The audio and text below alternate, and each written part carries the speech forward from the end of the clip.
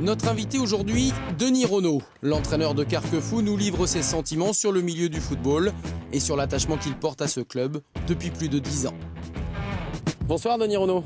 Bonsoir. On est ravis de vous retrouver ici au Moulin Boisseau, au siège de l'USJA Carquefou, votre club de cœur. Alors pour ceux qui ne suivraient pas de près le championnat de France de football amateur, on va rappeler que vous êtes un fidèle, 11 ans déjà ici dans ce club. Complètement, mais oui, ça passe. Et ouais, ça passe déjà. Et c'est vrai qu'on se souvient tous de cette image d'un certain 18 mars 2008. Vous accueillez Marseille pour les 8e de finale de Coupe de France.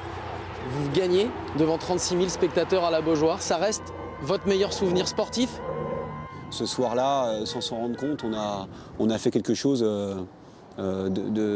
d'incroyable pour un footballeur amateur, pour un entraîneur amateur. Voilà, c'est quelque chose de beau, quoi, tout simplement. 4 ans après, au cours de ces 4 ans, justement, est-ce qu'on revisionne le match encore? Est-ce qu'on regarde des images ou on va sur Internet? Non, pas du tout. Ça reste un souvenir, c'est tout.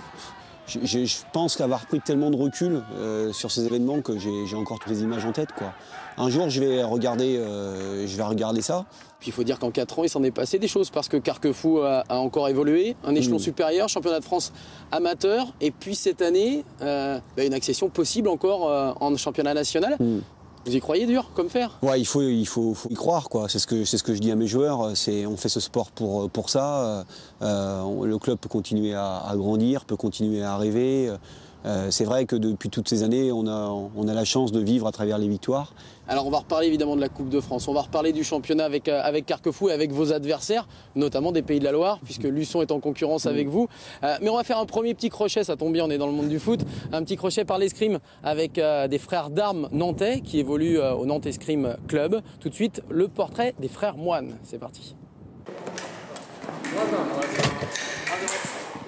Ça fait 24 ans que je fais de l'escrime, on est dedans, c'est notre passion, et on peut le dire, et c'est vrai que l'idéal c'est de vivre de sa passion. J'ai 25 ans, ça fait 20 ans que je fais de l'escrime et ça fait 24 ans presque que j'en vois de l'escrime. Donc j'ai toujours connu ça, ça a toujours été une passion. Ouais. Allez. Le discours est à peu de choses près le même et ce n'est pas le seul point commun qui unit ces deux frangins. Tous les deux fleurettistes et membres de l'équipe du NEC qui évolue en N1. Jordan et Jérémy ont le même tempérament, la même hargne aussi sur le terrain. Ils sont en osmose, ils sont vraiment très liés. Merci. Très liés et ils sont capables de s'encourager, mais vraiment, et de retourner des matchs juste en se criant dessus des fois. Alors des fois c'est un peu fort, les gens dans le public ou dans la salle se retournent, c'est un peu estomaqué, mais ils arrivent à se survolter entre eux, c'est impressionnant. Ouais. Ah, l'attaque touche. Bien faite. Elle est bien faite, elle est très bien faite. Ça m'énerve. 2 partout, en garde. Avec seulement 3 ans de différence, Jo, le plus petit, a d'abord suivi et imité Jay, son aîné, avant de très vite le dépasser. Merci. Il n'y a pas de jalousie ni quoi que ce soit, au contraire. C'est avec plaisir et je suis très content. Voilà. Et ben, ce qui fait ma force, c'est plutôt lui. C'est finalement le fait qu'il soit là. Très jeune déjà, lui, il a commencé à être maître d'armes très tôt. Et très tôt, il m'a aidé à m'entraîner. Et il m'a aidé avec ça. Et c'est grâce à lui, si je peux dire, que j'ai réussi à atteindre ce niveau-là. Au contraire, peut-être même plus fier et content que lui quand il a gagné ses titres, par exemple. Voilà, quoi. Champion de France cadet puis junior, 5e au championnat d'Europe en 2005, Jordan a, comme son grand frère, fait du fleuret son métier. Ensemble, les deux frères originaires de Picardie ont d'ailleurs été champions du monde des maîtres d'armes. C'est déjà pas mal. Effectivement, pas mal du tout. Denis, vous qui avez vécu donc cette superbe épopée en Coupe de France, vous n'êtes pas sans savoir qu'Evie va affronter Lyon donc, la semaine prochaine en finale de Coupe de France. Ils vont vivre un moment de dingue, quoi. Se retrouver au Stade de France contre l'Olympique Lyonnais et avec cet espoir de pouvoir la gagner, quoi. Et voilà. Oui, parce qu'on a le sentiment justement que depuis plusieurs saisons que le fossé se rétrécit entre les grands clubs professionnels et les clubs amateurs, mais qui sont quasiment semi-pro maintenant. J'ai le sentiment sur ces matchs, pour avoir regardé tous les matchs de Quevilly, qu'il y a une rage, il y a une soif de vaincre, il y a cette envie qui par moment est en train de fuir certains clubs pro, quoi. Là maintenant qu'ils y sont, je peux vous assurer que si la première mi-temps est bien négociée, dans la tête des professionnels, dans la tête de l'Olympique Lyonnais, ça va être très compliqué à gérer. Allez, c'est la pause, c'est la mi-temps de ce Soyons Sport. On va parler geste technique. Est-ce que vous savez, Denis Renaud, ce qu'est une Forsberg? C'est pas une bière, hein, je vous rassure. Ouais, parce que j'allais dire ça en fait. Non, c'est un geste technique de roller hockey. Et chez nous, c'est Valérie Chopin qui connaît bien la Forsberg. Regardez. Bonjour.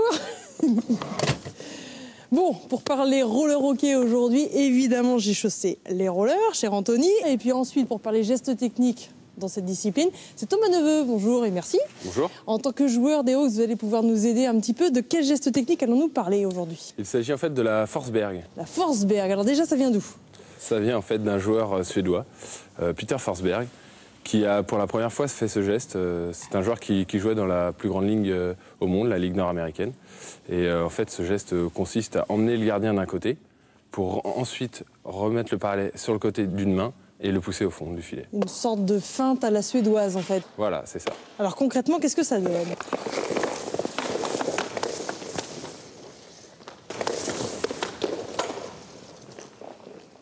Habituellement, j'essaye aussi, mais là, je vais un peu tricher. On va aller directement plus près du but, si vous voulez bien.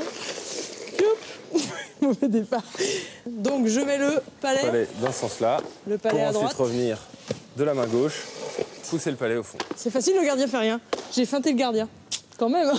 Elle est effectivement beaucoup plus douée que moi sur les patins, Valérie. On parlait, Denis, justement de ce championnat de France amateur avec vous, des quelques journées qui restaient. Et surtout, on parlait de tous ces clubs de la région des Pays de la Loire qui brillent en ce moment parce qu'il y a le Poiré-sur-Vie qui réalise une très belle saison en nationale. Luçon et Carquefou à la lutte, justement, pour essayer de monter et de rejoindre les Genoux. Comment vous expliquez là, ce fait que des clubs des Pays de la Loire arrivent à briller comme ça? C'est une région foot. Aujourd'hui, tous ces clubs ont bien travaillé sur 7-8 ans et à un moment donné, effectivement, les victoires en amènent d'autres et puis à un moment donné, quand tu te structures, et c'est ce qui s'est passé, eh bien tu en arrives à avoir des bons résultats, quoi. La mauvaise décennie du FC Nantes n'est pas aussi une des causes justement de cette émergence des autres clubs de la région? Est-ce qu'on ne se dit pas maintenant, il n'y a pas un grand club et d'autres petits, et que ça s'est resserré un peu? Je pense pas. On est tous déçus de ce qui se passe depuis 10 ans à Nantes. C'est vrai que c'est plus difficile d'exister auprès d'un grand club, mais non, il y a de la place. Est-ce que vous avez fait du karaté quand vous étiez jeune? Non, j'ai fait un peu de judo parce que j'étais à la faculté de sport, mais j'étais pas très doué, quoi. Bon, allez, rien n'est jamais trop tard. Moi, ce que je peux vous conseiller, c'est d'aller voir Ali Rejdaoui. Il est 7e dan de karaté, ceinture noire bien évidemment, et c'est la référence dans la région des Pays de la Loire. Regardez.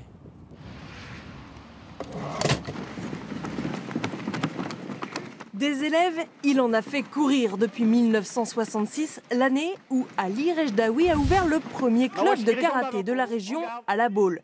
Les premiers karatékas d'une très longue série. Mes premiers élèves m'ont ramené leurs enfants, puis après leurs petits-enfants. Alors voyez-vous, de génération en génération, donc j'ai entraîné plusieurs générations en quelque sorte. Après La Baule et Saint-Nazaire, c'est à Nantes que le plus haut gradé de la région en karaté, 7e dan depuis septembre dernier, transmet sa passion à des élèves de tout âge, aussi respectueux qu'admiratifs. Il est très gentil, il est aussi très fort. On est un peu impressionnés, parce qu'il n'y en a pas beaucoup en France déjà. Est-ce que toi, c'est ton objectif de faire aussi bien que lui un jour? Oui, même plus haut. Humble et discret, Ali a en karaté un long CV. Près de 50 ans de pratique, champion de France, arbitre international, directeur technique national en Algérie. Il est aussi aujourd'hui vice-président de la Ligue régionale. À 66 ans, le maître pourrait être fatigué. Il est au contraire toujours en forme et passionné. Je cherche en quelque sorte à rester dans le coup, parce que les jeunes ne nous font pas de cadeaux. On ne demandera pas à Giroud de marquer des buts, mais nous, on nous demande de faire ce qu'on leur demande d'exécuter. Exigeant, le promoteur du karaté en Pays de la Loire peut avoir une fierté. La région compte aujourd'hui 10 000 licenciés, dont de très nombreux médaillés. Denis, on ne va pas se quitter sans vous poser la question qui vous concerne depuis 4 ans, depuis ce fameux épisode de Coupe de France. Vous serez carquefolien encore la saison prochaine? Demain, il peut y avoir la proposition qui se refuse peut-être pas. Pour l'instant, je suis là pour préparer l'avenir, avec ou sans moi, même si je le prépare comme si j'allais être là, je vous dis, sur les 10 prochaines saisons.